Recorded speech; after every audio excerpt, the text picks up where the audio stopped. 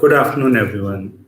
Hello, and I welcome you and thank you all for joining us at such a short notice in this conversation featuring the who's who of HR professionals who have made enormous contributions in the field of human resources and have also contributed to the disability and special needs ecosystem. I am Chandramouli Dhara, and it is my great pleasure to introduce our panel for today. We have Mr. Eklavya Malhotra, the engagement manager at Upuhon, and who has been very gracious to come on as a moderator for us. Our esteemed panelists today are Ms. Anuranjita Kumar, an accomplished author and HR professional, and Dr. Deepak Deshpande, Chief HR Officer at NetMagic.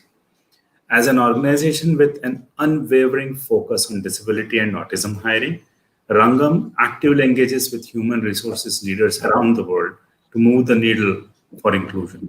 Today, we are so glad to be associated with three of the best minds in the HR space discussing an important topic. With that, I once again welcome Eklavya, Ms. Anuranjita, and Dr. Deshpande. It's all yours. Thank you so much for that, Dhara. And thanks a lot to the entire team at Rangam to organize this much needed topic. And I think it's a pretty telling sign of the times that I'm sure all of us have been attending a lot of webinars in the last 7 to 8 months. But this might be one of those rare webinars where we are attending or speaking on this particular topic. So while there have been so many discussions, countless hours have been spent talking about COVID, about the pandemic. People have already started talking about world or life beyond COVID, even though there are no signs of this pandemic abating anytime soon. It's probably a little symptomatic of the kind of world that we've created, the cocoon that we live in, that until now nobody really had bothered to spare some of that voice, some of that talk time on such an important yet such a marginalized community, uh, the people with disabilities. And there was something which we were talking about earlier offline with Ketan and with Dhara, that there are over 1 billion people right now across the world, which is approximately 13 to 15% of the world's population, which is basically disabled in some sort or the other. And there was one thing that I had heard long back on one of these kind of forums on diversity and inclusion, that let's not call ourselves able bodied people. Yeah, we should be fortunate for that. We should be really thankful to God for that, for the mercy that, we are able to be in complete control of all our faculties. But let's also not forget that what we are is actually people with temporary abilities. This is a temporary gift that we have. We don't know when it could be taken away from us. And if we are blessed with these faculties, with these abilities, then let's try and do the most that we can for those who have not been bestowed with the same mercies as we have. And that's something which we always need to be constantly aware of. Because despite this significantly large percentage of global population, that is reeling under some form of disabilities, there are very few companies that still specifically target this talent pool or provide the right environment to work. And this is one of those things which always hits home really hard, that adults with disabilities are twice as likely to be unemployed as people who have temporary abilities. Now, and if you thought that things couldn't get any worse, then to compound this problem, the COVID pandemic rages on, and its ramifications are likely to be much more dangerous and severe for this community, which is anyway at a higher risk than others on all fronts. Sometimes, like I was just talking to a colleague, that sometimes things that we take for granted, like for instance, if we all know that right now we are supposed to be washing our hands at regular frequencies, there are so many people within this community that for them, even this basic act of hygiene to keep themselves safe, it cannot be done without a caregiver. And forget about self-isolation or quarantine. These things are too far-fetched for so many people with disabilities that they're anyway at a very high risk. And on top of that, unemployment within the community now has reached absolutely high proportions. So why are we talking about this specifically on this day? It's because yesterday was the International Day of Persons with Disabilities. Every year, 3rd December is commemorated as this particular day where the United Nations and other human rights organizations across the world, they take a vow and they look at basically in terms of what else can be done in order to create a more equitable workplace and also a more equitable social kind of environment so that people with disabilities are not left behind, especially in times of crisis like we are right now. And we are also able to work towards building a more inclusive, accessible, and sustainable world, which includes persons with disabilities also. So that's the whole context in which Rangam decided to take this very laudable initiative of bringing the three of us together, and more importantly, reaching out to all of you who have joined today on this call to speak about what is the affirmative action that needs to be taken today. Because quite honestly, a lot of time is spent in devoting to the talk part of it, and when it comes to walking the talk, then a lot of people choose to sort of take baby steps as compared to taking giant strides. And that is something which I would like to touch upon in detail with Anu and Dr. Deepak. And both of them need no introduction, but still it gives me a lot of pleasure to be able to do that. Anu is a banker turned entrepreneur, and right now she is especially well known for empowering women in STEM with skills to reach leadership positions in corporates. She's, of course, an HR veteran. She has, I would not let out the exact number of years, but let's just say more than 2 decades of experience. And she's worked across the globe, various assignments. And I think one of her most recent roles, if I'm not mistaken, was with the Royal Bank of Scotland. And post that, of course, she's ventured in on her own. Uh, and again, RBS, Citibank, PNG, these are just some of the illustrious names on her resume. So I'm sure we'll get to benefit a lot because these are all names where we know for a fact that they've done considerable contributions towards integrating people with disabilities into the workforce.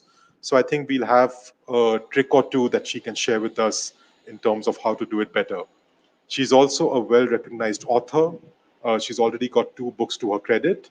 And the list of awards and accolades that she's won for her HR contributions, let's just say that if I start going through all of that, the next 5 or 10 minutes would just go into that. So we are exceedingly fortunate to have her with us today. And I'm sure a lot of people who've joined today are from NHRD and SHRM, so they would anyway be quite familiar with her because she's been a very prominent member of both these communities for a long time.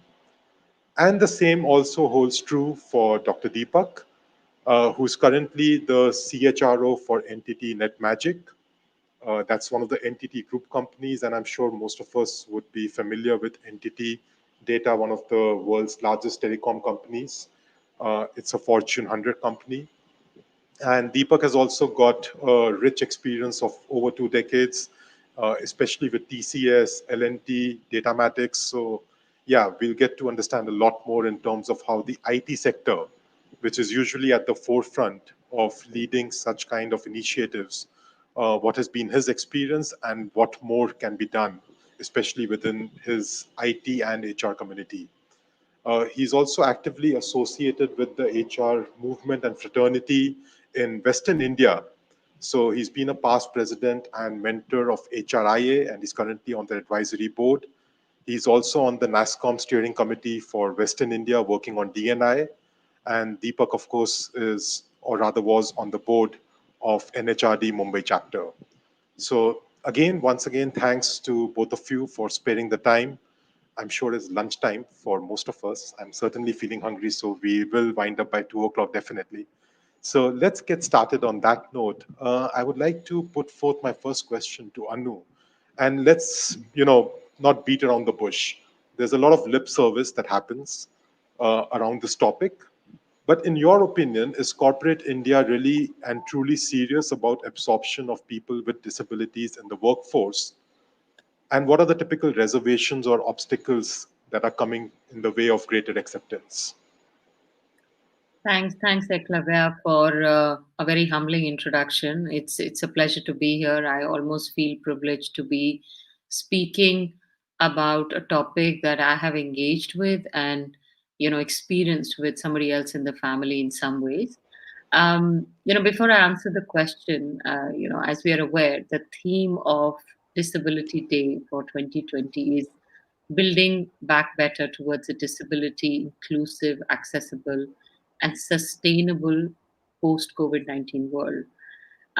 Just the enormity of the problem is huge. I'm glad you brought up some numbers because, as per the census, which was early 2000, I think, there are about 21 million people in India who are suffering or who are in some way, disabled with either senses or in body types.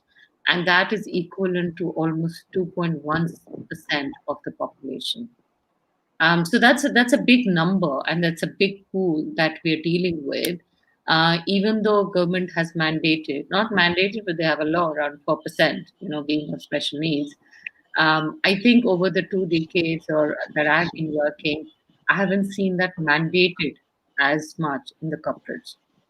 So, from a corporate point of view, if I'm sitting on the other side of the table, I think we're very serious. I think the intent is there. We do want a diverse workforce because, there is a value in inclusion, which leads to a certain different kind of impact, as we know, which leads to innovation, and finally, that leads to better results of the business. So, I certainly believe from the times that I was the HR head for City or RBS that there is certainly an intent, an honest intent to try and make it happen. The issue which most corporates feel is the execution. The usual answer I get is, you know what, I want to hire, but talent kahan hai? Log nahi milte hain. This is the usual challenge. Now, if you look at the world of disability, which is in a way slightly behind the whole gender debate, the problem starts at grassroots level where a family has two children, one is fully able, one is disabled, one goes to school, the other doesn't go to school. So by the time the corporates are coming in, the social system itself has held a lot of children who may be disabled back from legitimate education, or they might have experienced other issues which may not have even led them to get into college. So by the time the corporates come in and look at the talent pool in colleges, it's very, very limited. So I think from a corporate point of view, I certainly won't say it's a lip service. There is an intent. I do believe we need to do a lot more rather than just saying hire people. I want to hire people with disability, and by the way, we will redo our office to make it friendly for people who are disabled. That can be done. But the question is, what are we doing as an industry to support those people who are going through the college or going through the education to build the supply? I remember that once I was interviewing somebody who was partially blind, and this was for a tech role. I think the person was fabulous, and it didn't really matter. I don't think the job was compromised in any way because his senses were slightly compromised, and we made him an offer. And he turned around and said, "So, how much discounting will I get versus a fully able person?" And that was a really poignant point for me. And I was like, why would I discount you? I pay for the job and I pay for the results. But just think about it that this person probably has grown up thinking that I'm lesser than somebody else because I'm suffering. And the whole orientation hasn't been about what I can do. Because when God takes something away, He gives you a little more precision in another sense. People who can't see can probably develop high sense of smell or high sense of hearing. And for me, that was a really poignant point because I was like, I was really upset with myself that, I wondered whether we hadn't done the process rightly. So, in a long way, I kind of gone a bit roundabout, but I think there is an honest intent. A lot of corporates struggle about how to go about it, and I don't think everybody understands how do we hire, how do we develop them, how do we deal with them. And because you don't know, there is a sense of apprehension. And that's what I think we as corporates need to work through. Okay. Yeah, that's a pertinent point. Like you mentioned, that the issue is perhaps more in execution, not so much in the talent availability, perhaps. Dr. Deepak, what are your thoughts on the same thing? Like, because especially from your vast IT and IT services experience, do you find similar problems exist over there as well? And more importantly, within IT industry, are we stereotyping people with disabilities, or sort of like relegating them only to particular very niche roles and not allowing them to explore the full gamut of possibilities? Okay, that's thank you very much for having me here. It's Eklavya. Your name My is pleasure. very revolutionary. It sounds frightening too, and you are in a moderator seat. So I don't know I what think my I was fate is hired going to for be. my intimidating skills only. Yeah, that's my job. Right. So it was, I think, the way you started, you set the context. I think a lot of things made easier for us in a way, because this topic is something which is, I wouldn't say uncharted, but definitely yes. We have been talking a lot. There have been, seminars and panel discussions and white papers, and we have seen some corporates doing a decent, very good work in this area, right? We have also seen some boutique firms, taking this cause, and they become bigger and bolder and driving the objectives, uh, trying to, as an organizational service provider, doing both welfare as well as trying to give employment to people, which is fantastic, right? We have come a long way since the time I have been hearing this, right? I think Anu has very wonderfully captured the core issues we at corporate face, right? I think she has given a very balanced view of both the sides. I'm so glad. That also makes easier for me. But I would like to definitely be a little more. I went through, what kind of questions one can expect. My mind went all over through, and I was asking these questions. My good Lord, if I were to answer this as a corporate guy, and definitely people might think, oh, entity person HR guy is speaking like this. But I want to put a disclaimer. Okay, I am an individual today, though, with a corporate mindset, right? With experiences. But I would be honest. I'm talking more as an individual what needs to be done, because I am taking this liberty inspired by the context that you have set. Okay, so I'm going with that this thing, right? Yeah. So yes, so to start answering the question you asked me, definitely yes. I think whatever we heard Anuranjita talking about, the dilemma in the corporate world is very much there. I wouldn't say it is not there. It is there, right? And also in Indian history, the way this disabilities or specially able, everything is fine, but we've also seen a lot of politics around this. Yeah. Lot of politics. Okay, and that has become the core of those parties that pace, that puts them in the power, that help them to drive that agenda that way, because it will guarantee them some ABCs, right?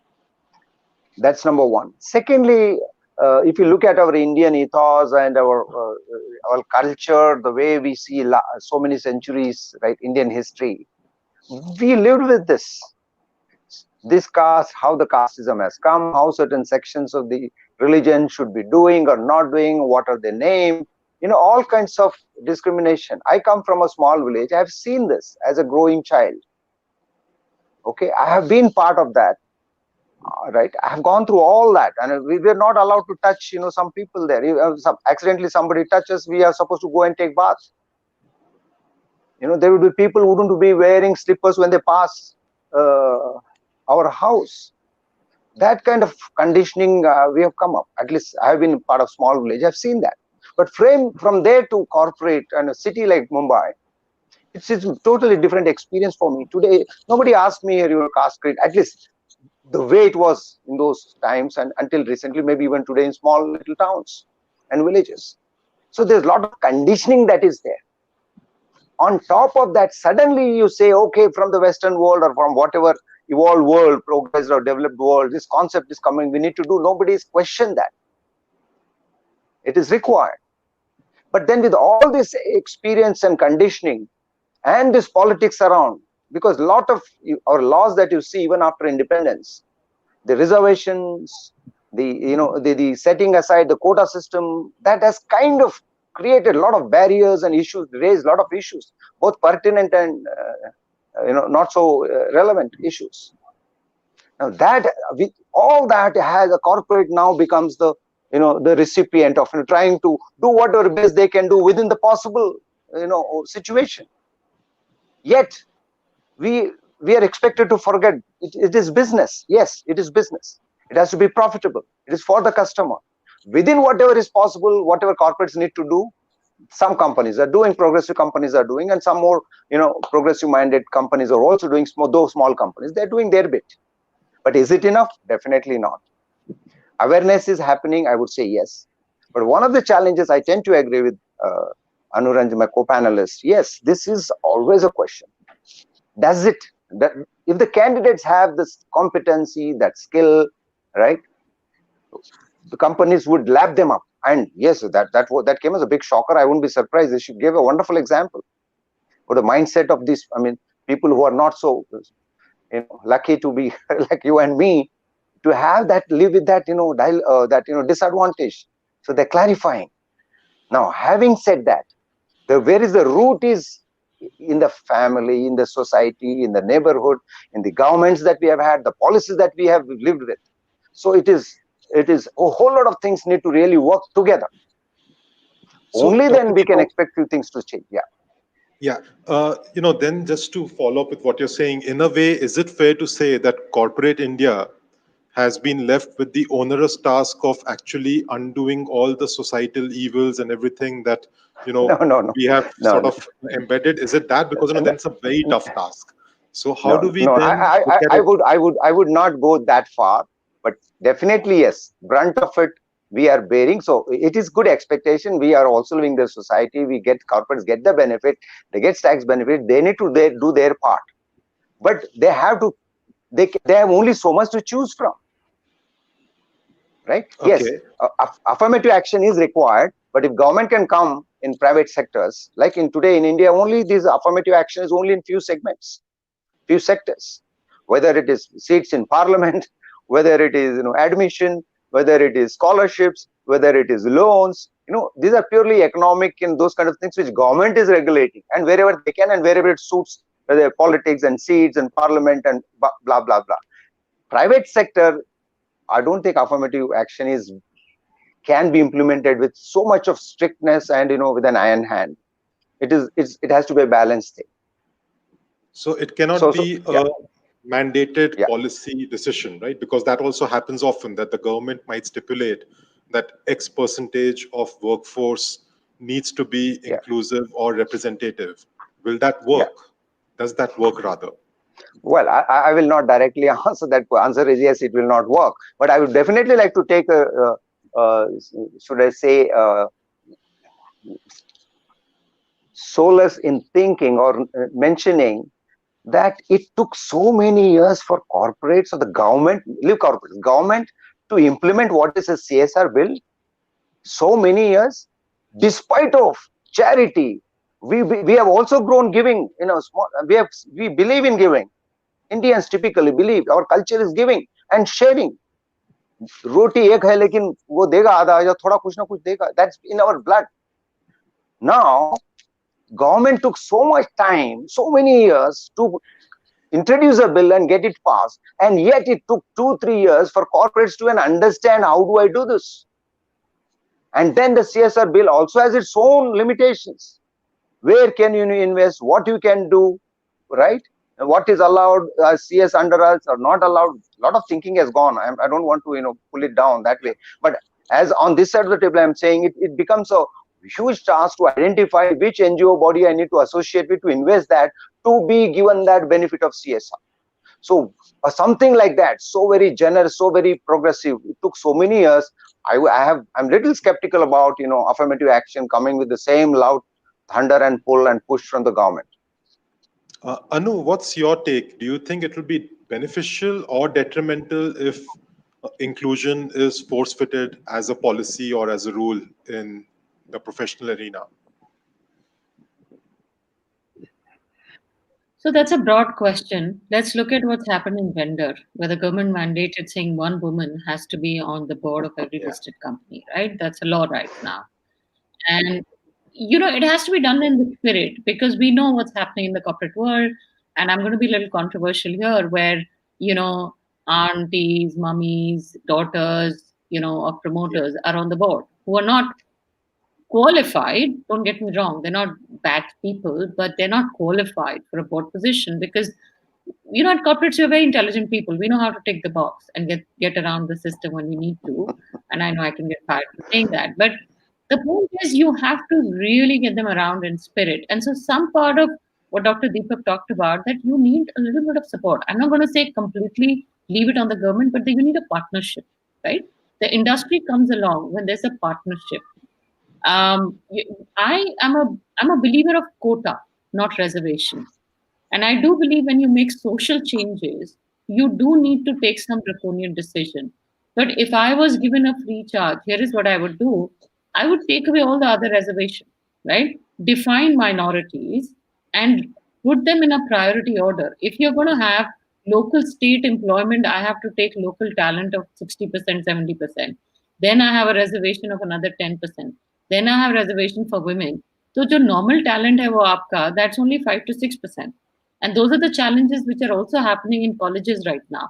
So I do believe that affirmative action in forms of quota with incentives works. But affirmative action in forms of reservation with penalty doesn't work because then people work around it.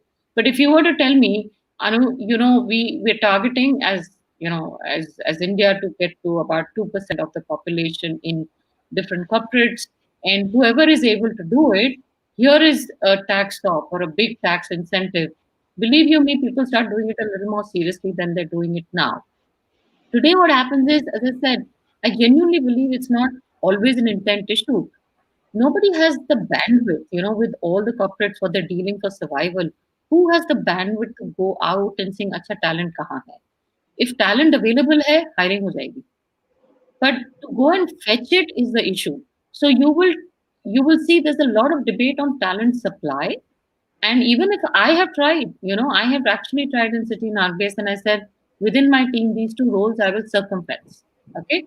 And I will hire people of special needs. And one of them was reporting into me. I just couldn't find the right person because then I'm looking for somebody who has 10 years of experience. We haven't had many people who rise to that level. So there is something more systemic which we're looking to change. So at Clever, what we did is we tied up with a couple of NGOs to source talent. But even then, we couldn't get it, which is where I started to believe and I could see that the issue is actually in homes, where you have to tell the parent, if it's a lower middle class parent and they have 3 children, वो दो को school भेज दिया जाता है, एक को नहीं भेजा जाता है, who cannot deal with that. So I think my view is having targets is a good thing to do, and as a organization I would do it. But if I'm penalized not for not hiring, that would be a bit of a bummer. And I know I speak for a lot of HR heads as well here. So that might even prove counterintuitive then if we start penalizing. Dr. Deepak, back to you. So, I think like one of the points that Anu also brought out that, you have to go out, if you have to go out and seek for talent, search for the talent, then of course it becomes a sort of a difficult issue for HR also. Now, in the current case of COVID, being one of the biggest game changers that has rocked, industry, it has obviously impacted people with disabilities in a very disproportionate manner. So while yes, we do acknowledge that there have been some visible efforts to integrate people with disabilities into the workforce, but now in light of what's been happening over the last few months, do you think it is fair to say that whatever gains were made over the last many years, those have probably been eroded in the last few months? And is it going to be a really tough task? Like Anu mentioned, building back better. Now that's the theme which United Nations has adopted. But is it really something that we are even sort of working towards, or is it now just a case of reviving business first and foremost, and then time permitting, somebody in the HR fraternity will suddenly start thinking that, okay, let's not leave any person behind, let's talk about people with disabilities also? Well, when I am hungry, I am hungry. Today's situation is very saddening, and it's also an eye opener. I've seen many organizations who have lost their business. Many people lost their jobs. Having said that, I've also seen uh, new businesses coming up. Some industries are doing, more business than before. I've seen a lot of innovation among small time entrepreneurs. Of course, capital is an issue, but I've seen a lot of small time, people doing few things, but that is not enough. But coming back to your question, while I'm struggling, when I say I'm hungry, I'm hungry. When my stomach is full, then I start thinking about, outside of me. Family के लिए कुछ करूं, उसके बाद में society के, it's Maslow's theory. When I am full, then I think of something. So therefore, it is a setback for some time. But definitely, yes, it's a setback. Having said that, there is, I think this will also change with time. People who like today, I am also disabled now. In a way, I can't go out. I can't go out. I'm stuck to my home for, imagine, 9 months. I can't imagine. I have hardly gone few times. Maybe whenever, just to be with the team, just go and take a round when there was an emergency. But otherwise, all of us are here, and suddenly we discovered we can work from home. Now, when we are hoping in Jan things will open up, now we are also asking, is it required to go to office? Who should go to office? How many times one should go to office? What do I do with the space? See, suddenly our own mindset, what was a problem then, suddenly we're thinking so much of office space is there. Now people can work from home. Everybody need not go. Even if they go, they should go on rotation basis only when it is required. We define those conditions and those scenarios. Only have those so much of sports. What do I do with the rest of the space? So organizations will always be business oriented. Same ways, once it happens, then people, once they know, yes, they're able to manage their monthly collections and sales or whatever, then definitely they will go in this direction. But I don't think that will really solve the problem. The real problem, like Anu said, go back home. What's happening? Even as I have 2 elder brothers, 2 sisters, a family of 5 siblings totally, right? Honest to God, when you look around, if you have had siblings at home, you do feel sometimes, bada bhai hai, ya bada chota bhai hu. These kind of things happen there. I've seen families where daughters are not educated. They say, no, I got only one son. I can educate only one of them. I would rather give it to my son to be educated. We belong to that generation. We have made what, despite everything we have made. Likewise, our generation need to bring in those changes in subtle little ways in a personal space. If we do that, that will be a big contribution to this. Secondly, government can come with a law and everything, but they need to also recognize the fact. How much can I give in, where I need to be hard, where I need to be a little soft, considerate, where I need to penalize to what level. It is like you live and let live within the reasonable limits. Nobody minds little pinch. But then it needs a totally different orientation. But for organizations like yours, or there are so many, I can take name, but it would not be appropriate. Today they have completed 20 years. 20 years in this business, working for disabled cause. 20 years ago they've started. They're doing fantastic. Today it is 20 years they've completed, and it's such a joy to see them. And they're doing, I'm sure your organization also, Rangam, also has a similar history, and they're doing with the purpose. Likewise, if you want to take the word to the town, it's very important to identify people at the top who really have these values, who are motivated to help and stand for this cause and do their bit. We identify those people. They could be the ambassadors. But if it comes as a purely law and ABC and expect people to do it because you have to, your moral responsibility, ethically tumko karna hai, then it will be a long, hard battle fought, let me tell you. Otherwise, I've seen organizations, 90% of their hiring, though it is not mandated, they are still going for specially able people for hiring, and they are getting a lot of satisfaction. That office is like, temple for them, and there's so much of love, affection, brotherhood, compassion there. They are doing that. A software company I'm talking about, 90-95% of them, but they are doing Fantastic. also because it is paying them off. But that should be multiplying. We should have more such examples, and thereby we can have address this. We can address. But yes, go back to the roots, make them able, give them education, give them. And that is where I think our government should focus on, identify these people and make them special learning schools for them, or whatever. Even in our main schools, they can give them, that kind of opportunities. That is where I think. Uh, if you go into the history of uh, affirmative action, as you all know, started with the EEO. From there came, uh, diversity and inclusion, and then comes the affirmative action. If you see the gradual evolve, how the whole three terms have evolved, the answer is there. It's like, you are let into the room, it is affirmative action. But once you go into the room, what do? You hire a person because there is a quota system. But once the person goes there, but there is no life for him, there's no diversity, no inclusion practices there, then it is of no use. Just I have hired. It's like, no, take two examples I'll give you. Number one is about the Skill Development Corporation of India. Hire apprentice, give them, those who are underprivileged, they do just their diploma or 12th pass, and we give them training, they will be interns, and 3 years they will also study in the evening, and government is giving some subsidy. There are not many takers. They're fighting a battle.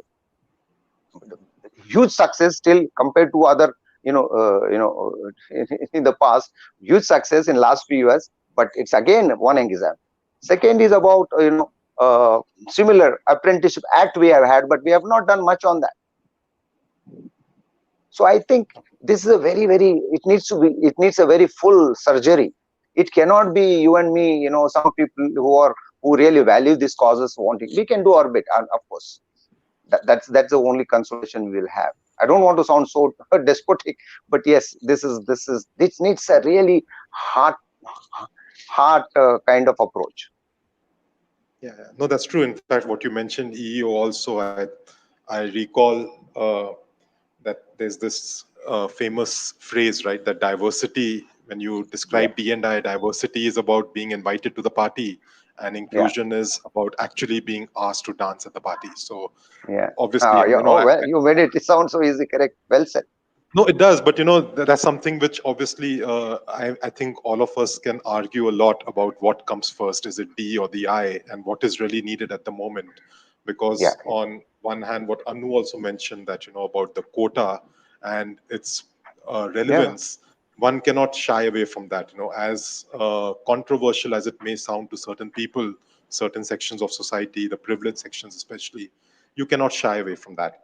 But Anu, my question to you, taking like a leaf out of what Dr. Deepak just mentioned about work from home and all these other things also coming up and disrupting the normal way of working.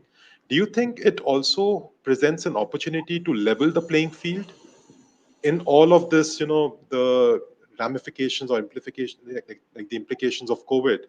Do you think this work from home can level the playing field? It can provide more opportunities for people with disabilities to finally be assimilated into the workforce? I think it presents a hugely positive opportunity. So as much as I read research and I was going through a few articles before coming to the talk today, um, women have the numbers of women who've lost their job during COVID are 5 out of 10, and that was partly driven by the fact that you don't have house help available. Working from home when your husband is in office very different than working from home when your entire family is at home. People have small homes. Not everybody has virtual office. बच्चे school के online study कर रहे हैं. Husband's working in one room. So a lot of women. COVID has put women employment back by 10 years. On disability, we started at such a low number. How bad can it get? Is my question. And I think I was honestly, Eklavya, a little surprised with the data that I saw, because I thought COVID would be a huge leveler for a couple of reasons. One is every time a corporate was looking to hire specially able people, The one big point which comes up is ki infrastructure nahi hai. If somebody can't walk, then wheelchair, is it friendly? Accessibility. Yeah, loose, all of that infrastructure issue. Suddenly all that has vanished because, the person can work from home. Somebody who's disabled now doesn't have to travel, get out of home and travel to office. So that issue has been taken away. And for corporates like ours, it's much easier to provide the infrastructure at home, a laptop which is more friendlier, a chair which can make you sit more comfortably than getting them to come to office. So if you truly ask me, COVID and resultant remote working from home presents a better opportunity for disabled people than it has presented for women employees. Because women employees are actually, everybody said, Acha, ye flexibility or remote ho gaya hai, so more women should come into workforce, and the reverse has happened, right? Now, the only thing which is keeping the disabled people back is, some of them may need more carers. Now, those carers may not be available during these times. But apart from that, I think it's a huge swinger for the corporates and whatever limited talent pool that is available because it's leveled you. If you can't walk, it doesn't matter. If you can't use your hands, it doesn't matter. If you can't hear, you can get a hearing aid. If you can't see, laptop and specific job that you can do can be done in the comforts of your home. बहुत फर्क पड़ता है उससे. So I would see actually this benefiting. If I look at all different strands of diversity, the most beneficial should be people with disability as far as working from home is concerned. I think what's happening is, when I put myself on, if I were somebody who had some disability, physical disability, because bear in mind, there's a lot of discussion about mental well being, right? And we don't see mental well being issues, but people are disabled because they're not mentally well right now. And whether you're fully able or you're not, you're suffering from those issues. But but if I was to, be a person who was not fully able, what I'm really missing is role models right now, right? So I think what we as corporates could do is possibly try and see if we can create a few more role models for them because all of us may not have a huge percentage, which is true, but we have a few splatterings. And we kind of then make sure we try and make the environment work for them so that it enables or it motivates the other sets of people to follow that path because there's a method to this madness. And if they've got there, I can get there. But today, when I look at corporate India, I don't see any CXO or CXO minus one, which, kind of speaks to me in that category. So I think the COVID times are a huge opportunity both for people who are not fully able and for corporates to try and make this work in the best possible way. I would also go back to a point you made around, is it nice? Is it, this whole conversation somehow for me is giving me a sense that yeah, we need to help people and we need to kind of do something special for them.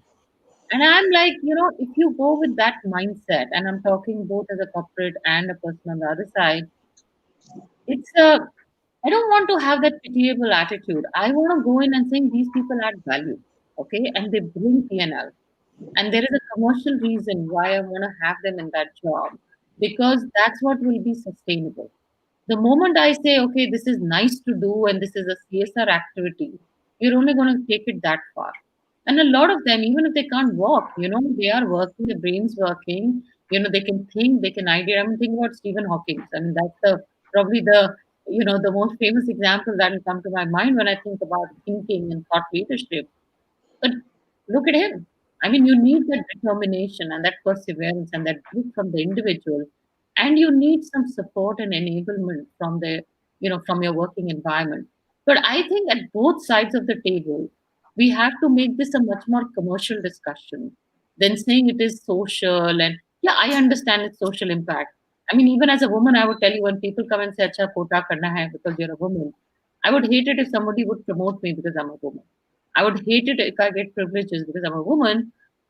And unfortunately, I mean, I'm sorry I'm deviating here, but if you look at the laws today, and I'm going to be really blatant about it, if you look at the maternity law today, it's the biggest derailer for the industry today to hire women. Maternity leave fully paid 6 months, right? SMEs and MMEs just can't afford it. Crash policy, you have to have a crash within 3 kilometers. Okay, it's a huge expense. So guess what's happening? Crash law is legal, If you don't do it, you're penalized, your CEO goes to jail. Maternity benefits, legal. If you don't do it, you can be sued, you go to jail. Anyway, people are terrified of the Posh Act. Okay, so what is not legal in this? Hiring women. So guess what's happening? Don't hire them because hire नहीं करेंगे तो problem ही नहीं होगी.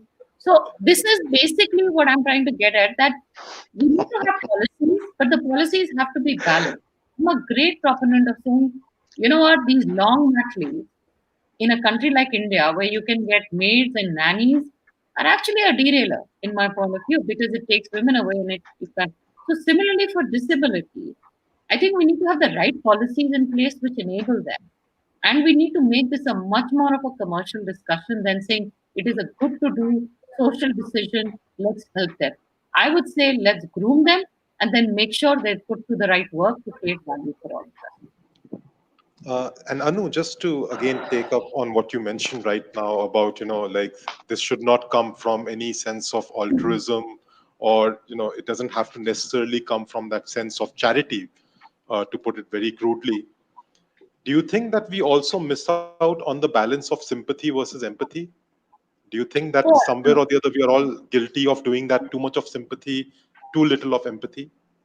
Yeah, because fully people, three of us. I mean, I would have loved to have somebody who was disabled on this panel, for example, right? But three of us don't really know how that Exactly. feels. Yeah. Ah, Okay? So, because we don't know how it feels, we are scared. The first time you meet somebody who's different than you, you're like, boss, handle kaise karna hai isko? Like, I have never, as a manager, if I'm given somebody who can't see, who can't hear, I have no idea how to handle it. My school doesn't teach it. My college doesn't teach it. I have learnt it by chance by looking at movies or walking around in the street where I see beggars. So for me, even as a fully able person, I'm disabled in my thinking about how to manage the situation. So what happens is, because I'm scared and I don't know how to manage it, but I feel really bad for you, because you're in some way, in my perception, disadvantaged. We don't need that, and that's the point I'm trying to make. I don't want to feel bad for you. I want to know how I can make it work for you. And that's the mindset shift we need to make, not just as individuals, but as an industry. And when we do that, then when I say, okay, how do I make it want to work for you? If I find somebody, I'm going to say, acha, ye banda ya bandi kar kya sakti hai. Okay, so then how can I support them in their journey? Not saying, can I get you a glass of water? Can I walk you from one room to another? It's a very basic need that I'm fulfilling. But most people are guilty of doing that. Yeah. True. Couldn't agree more. And Dr. Deepak, I think one of the audience members also asked the question, which I was just going to come to, that in your opinion, what are the skills that HR professionals, because, again, most of our attendees today belong to that fraternity. And I think one of the key questions or takeaways would be that, okay, come Friday morning, what do you advise HR professionals to start doing? What skills do you think they really need to develop in order to sort of, bring about this kind of a much needed change, at least in terms of like, giving opportunities, and also in terms of, not just training them, but I think one of the points like which Anu just mentioned, how do you equip yourself to not feel suddenly so much, at sea when you are faced with a person with disabilities, and suddenly you're at a loss to understand, okay, am I supposed to behave differently? Why is it that, for instance, when I am speaking to a person with disability, I say it from my own personal experience, why do I feel the need to be much more courteous? Why is it that I feel the need to be much more gentle? Why is it that, to the extent that, I met this lady with disability some time back, she was a panelist on one of our programs, and I also felt the need to even shake hands very gingerly, just out of the fear that I hope I don't hurt her, I hope I don't do something which is unwarranted. So these are all things that, we are not trained for. Nobody has taught us growing up how to be around people who look different from us, who behave differently, who are differently physically. So, what is your take in terms of what can HR do in terms of their own training, and also in terms of like, bringing about more people from the community? wonderful, wonderful question, I think. But before that, I would like to take the liberty of, appreciating whatever I heard Anu saying. I mean, Amazing insights, Anu. You've been really on the ball, I'm telling you. Terrific. And there is so much to draw from. As I was listening to her, see, that also has, the question that you asked, Eklavya. One is, we don't want to pitch it as, altruism. That is, I think that's the word you use, right? अरे क्या करो, तुम्हारे दिल को खुशी मिलेगी, ऐसी बात नहीं है ना, तुमको पुण्य मिलेगा, बाबा ठीक है. Okay, that is one message, but don't take it too far. We need to have the ability, policymakers need to have the ability to pitch to corporates, to pitch the commercial angle. They have to see, if I were to run the shop having these people, what is it for me? That's number one. When it comes to pitching it to the implementers, I'm talking about the ecosystem, like organizations which are outside of the system, the vendors and all that. What we can create more of employment, more of support systems, and to the company, like implementers, like within the organization, like HR, admin function, managers, leaders, employees at senior management level. What message I should give them, right? We need to pitch differently to different stakeholders to drive this to ride on this revolution of want to really bring change. We need to look at in different compartments, though the goal is same, different stakeholders, different messaging, so that each one's goal and there is something for him. That's number one. Second is answering the question that you asked me about what can HR do. Number one, physical disability, to me, of course, unfortunate, sad, sometimes it is, is plain bad luck because born with something. Sometimes accidents happen. But more importantly, we don't worry, think about the mental disability that we have. Even people like all well-to-do, there's so much of disability in our minds.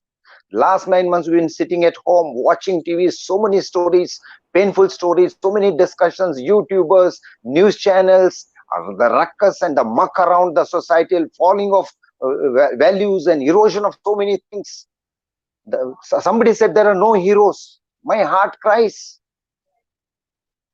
All the people whom we thought heroes, people who, I'm not referring to only the cinematic heroes, I'm talking about so many corporate leaders, or whether it is film world, or whether it is the freedom fighters.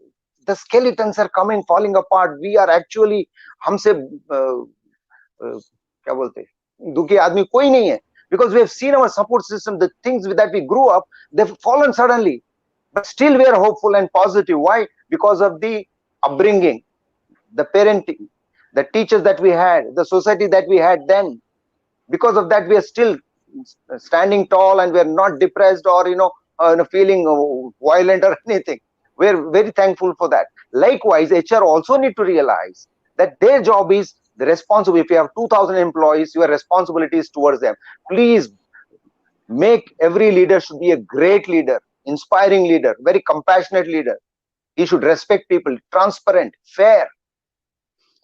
That if you have a company full of great leaders, that itself is the best reward you can give. HR should strive for that. Have inspiring leaders around. Number one. Number two, with human values. You cannot have people shouting, screaming, calling people names, politicking, denying people opportunities, deliberately, penalizing somebody, usko promotion mat do, politics karo. I think she gave a beautiful example about maternity act. Another example of crash. Oh God, पापा मैं सांस नहीं ले सकता हूँ, तुम मुझे बोलते हो दौड़ो, कहाँ से दौड़ूंगा मैं? I think somewhere, I think the basics have gone wrong. So coming back to HR, I'm a firm believer that whatever you can do, you do your bit. I'm telling you, wherever I am, whatever I have, I will do my best. I think that should be individual motto. HR can be a great, torch bearer of this. If they are like that, exemplary to their colleagues and other people in office, I'm sure it will catch. Do you have the great attitude which catches like a matchstick? That is what we need to see. We need to create people like that. Our role is transformative. It is not about some payroll and some nonsense stuff that we do. Join karte ki induction manual change kar diya. PMS system change kar diya. I mean, this is, and all this wisdom is coming now. It wasn't there for so many years in me. I think with time we all realize, but it's never late. Jis din aankhein khule usi din savera. So I'm telling, great question for asking that. And if every HR person living there, please, you are blessed. You are a special person. You are gift too. You can change so many lives at workplace. But lekin don't talwar leke jana. Be practical. Be business like, please. Right? You must talk sense. Okay. Thanks for On that, that note, Dr. I think. Deepak. Thank you. Yeah. I'm sure that a lot of people in the audience are giving you a virtual standing ovation right now for finally saying what a lot of them have been wanting to hear. I hope my Okay. boss is not listening to, and my people. ऐसे बोले तू बोलता तो अच्छा है, office में कुछ कर नहीं रहे हो तुम. You never know. Your Democracy, boss social and my media, boss included. Okay, so That's I think, fine. yeah, on that note, I think since you mentioned very rightly, we are all in desperate need of inspiration today, as on most days in the last few months. So my final question to both of you, and I would just request if in, like true Twitter fashion, if we can just keep it limited to a few brief words so that we can still meet our timeline. Any company that you hold in high regard, you mentioned inspiration. Is there any company which you feel is inspirational enough, and if you can share its name, it would be wonderful in terms of the work that they have done to integrate people with disabilities? We'll Okay. start with you, Dr. Deepak, I and would. we'll start with Dr. Deepak. Anu, I think let Anu have that. Okay. No. Whenever Anu took the question first, my life became simple and easy. So I नहीं sir, अरे इधर भगवान, आप जाइए पहले, फंस चलिए गया मैं मैं. बाद में करूँगी. Honestly, I mean, I am going not necessarily. I think Polaris that comes to my mind. I don't know much about Polaris now. Polaris did a fantastic job that point in time, and we have come across. And Tata's of course do a lot of work, right? I'm hearing in pockets some good work done by these Accentures of the world.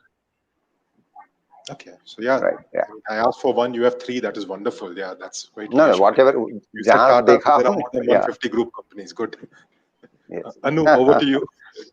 So I think, look, the sector which does really well in this is hospitality, in my view. I think tech can do way better. We need to really catch up on the tech side. In hospitality, the company that I've experienced closely because my husband was there for a while is Yum Foods, KFC. They have restaurants which are run by deaf and dumb. And they have specific restaurants. These are commercial restaurants. All the customers coming there know about it. And anything that they earn goes to the people working in the restaurants.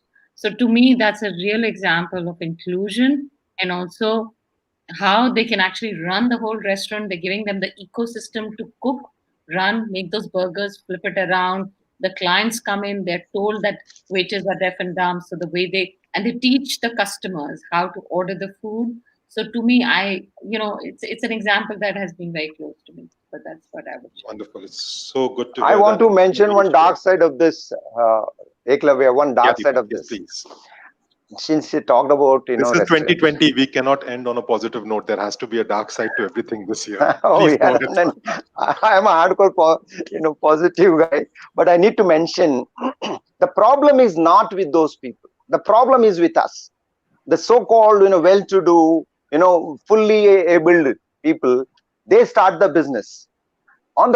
They initially they start this, and they get 10-15 people who are actually disabled, they can't hear and deaf and dumb.